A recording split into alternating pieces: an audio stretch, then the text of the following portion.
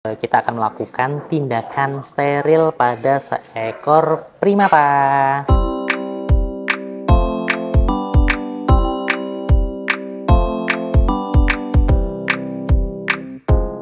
Nah, ini yang diambil, yang dikebiri. Ini bijinya.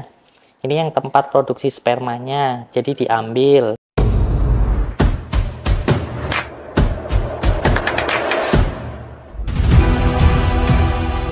Selamat sore semuanya. Hari ini kita lagi bawa Bob ke Dokter Radian ya untuk di steril. Ya, kenapa kita mau steril dia? Soalnya kan Bob udah tambah besar ya. Nanti untuk menghindari hal-hal yang tidak diinginkan, takutnya kalau sudah besar dia birahi, takutnya nyerang gitu ya. Jadi kita mau supaya dia tuh lebih kalem. Lebih kalem ya kan, supaya bisa lebih tenang ya Bob ya, harap tenang Bob, oke? Iya. Karena memang dipeliharanya dari kecil ya? Iya, kita pelihara dari kecil, dari giginya baru berapa ya, 2, di atas 2, bawah 2, makan pisang juga masih harus di suapin, dikerokin gitu ya. Sebenarnya sih dia tuh cukup nurut lah. Bisa dibilang kalau keluar dari rumah biasanya ya diajak jalan-jalan ya dia anteng gitu. Seneng dia jalan-jalan. Kalau sore ya mau lebih anteng lagi ya Bob ya. Oke? Ya.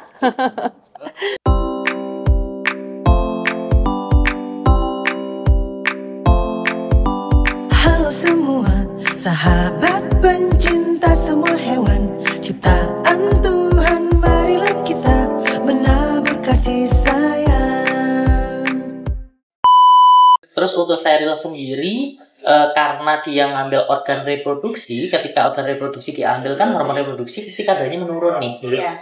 Untuk individu yang dia belum pernah dewasa kelamin, biasanya tidak akan menunjukkan tanda-tanda birahi.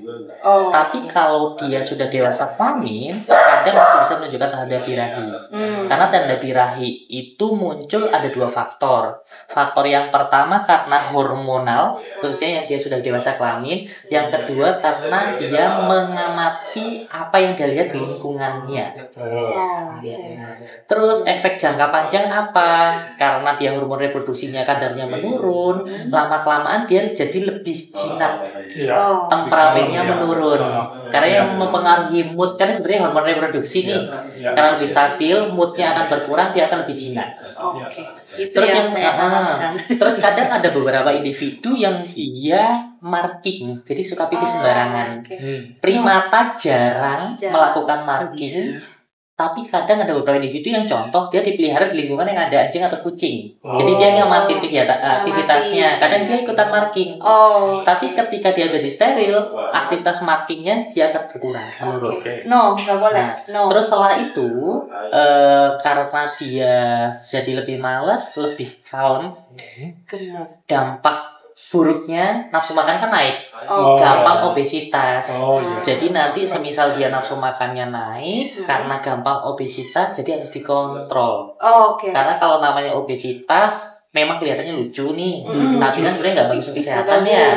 Takutnya gangguan jantung, gangguan ginjal, diabetes, sama kayak manusia. Jadi lebih harus diperhatiin ya, makannya nggak boleh sembarangan ya. Betul.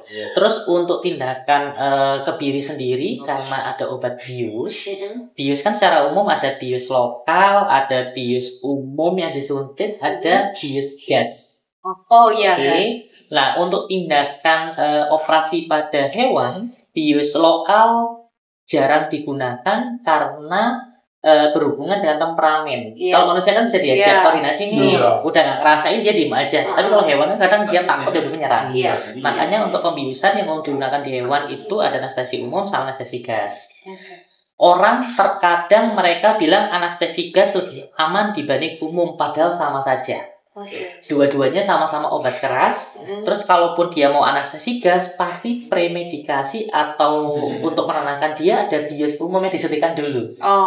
Tapi dosisnya direndahin dulu. Betul. Tapi kalau di manusia biasanya nggak perlu. Kan bisa diajak koordinasi ya. Diem aja, dihirup, tenang. Nah, tapi kalau hewan nggak.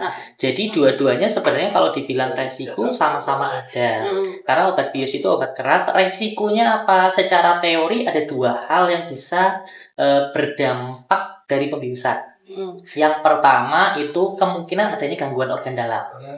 Biasanya paling sering kalau nggak berhubungan dengan hati, berhubungan dengan ginjal. Karena obatnya ngarahnya ke sana.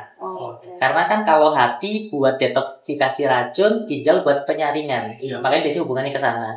Yang kedua itu bisa menyebabkan kematian.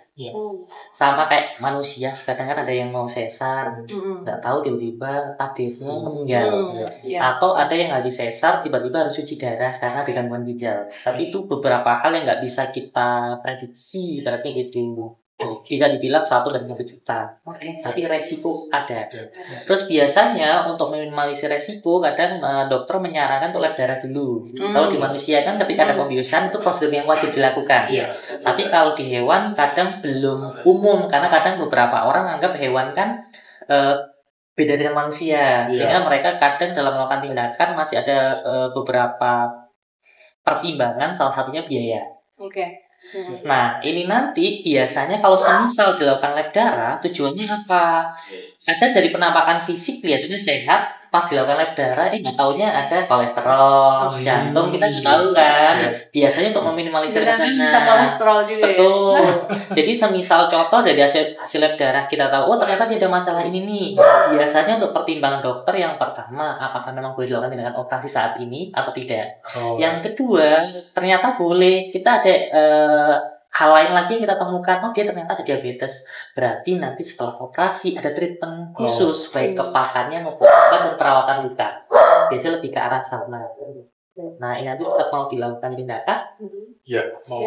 Baik. Nah, ini kalau secara umum dari saya observasi dia kondisinya oke.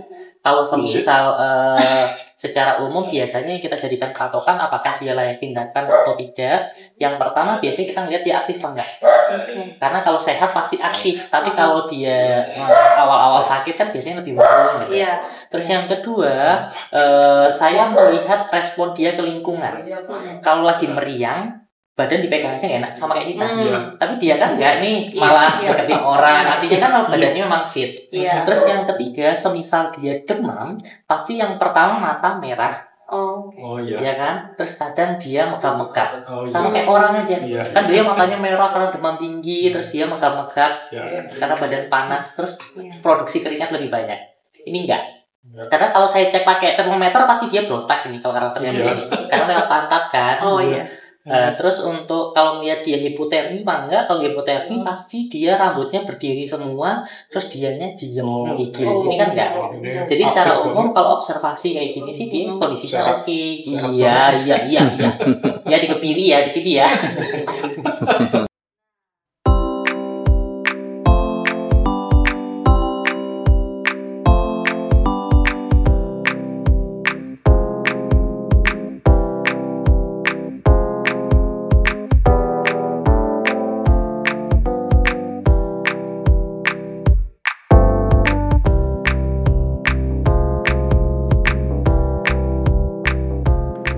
Nah, sahabat Radian, jadi ini kita sedang ada di Radian Pet and Care cabang Kelapa Gading. Jadi kita akan melakukan tindakan steril pada seekor primata. Jadi perlu diketahui bahwa kenapa sih sebenarnya pet owner ini memilih untuk dilakukan tindakan steril terhadap primatanya. Yang pertama, kebetulan usianya sudah 3 tahun, sudah dilakukan berbagai upaya untuk pengawinan, ternyata dia tidak kunjung mau kawin dengan sesamanya. Dan kebetulan di rumah dia sendiri dan tidak bisa berbaur dengan primata yang lain untuk hidup secara berkoloni.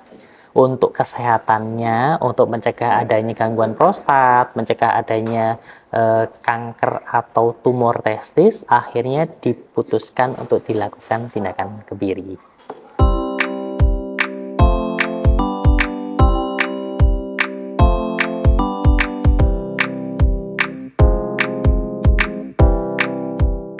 Nah, tadi ada sedikit drama nih teman-teman. Ternyata si primatanya ini dia si Bob ya. Namanya primatanya ini si Bob. Jadi si Bob ini ternyata takut sama anjing kucing teman-teman.